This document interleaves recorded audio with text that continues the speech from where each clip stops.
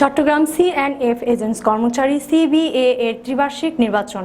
সুস্থ ধারার নেতৃত্বে প্রবর্তক সমর্থক ফোরাম কর্তৃক মনোনীত মিল্টন ডিকে মোশাররফ পরিষদের আলোচনা সভা সন্ধ্যা ৬টায় আগ্রাবাদ বাণিজ্যিক এলাকায় অনুষ্ঠিত হয়। যুগ্ম সম্পাদক পদপ্রার্থী শামসুদ্দিন রুবেল মার্কা বাস, সাধারণ সম্পাদক পদপ্রার্থী মোশাররফ হোসেন ভুইয়া মার্কা দোয়াত কলম, কার্যকরী সভাপতি পদপ্রার্থী ডিকে চৌধুরী মার্কা মই, সহসভাপতি ওবায়দুল কবির মিন্টু মার্কা আম, যুগ্ম সম্পাদক পদপ্রার্থী শামসুদ্দিন রুবেল মার্কা বাস,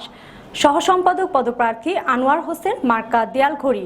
অর্থ সম্পাদক পদপ্রার্থী মোহাম্মদ আব্দুস সাত্তার হাওলাদার মার্কা হরিণ, সাংগঠনিক সম্পাদক পদপ্রার্থী আলমগীর আজাদ মার্কা মোরগ, কাস্টম বিষয়ক সম্পাদক মোহাম্মদ ইব্রাহিম মার্কা রিকশা, অবডক বিষয়ক সম্পাদক পদপ্রার্থী মোহাম্মদ ফোরকান মার্কা কুড়েঘর, অবডক বিষয়ক সম্পাদক পদপ্রার্থী মুনমুন দত্ত মুন্না মার্কা ব্যাডমিন্টন র্যাকেট, সদস্য পদপ্রার্থী আব্দুল্লাহ আল মামুন মার্কা ঘোড়া প্রমুখ।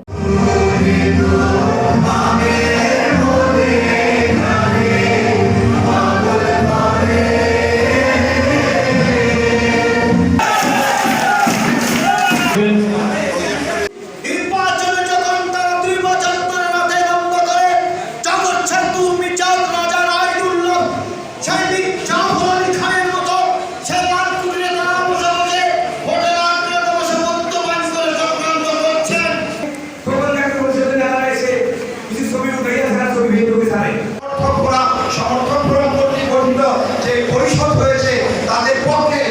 7 জন যে নোয়াখালী প্রতিনিধিত্ব করছে তাদের সমন্বয় সভায় আপনাদের উপস্থিত হয়ে সেই জিনিসটা প্রমাণ করেছে। উক্ত আলোচনা সভায় বক্তারা বলেন,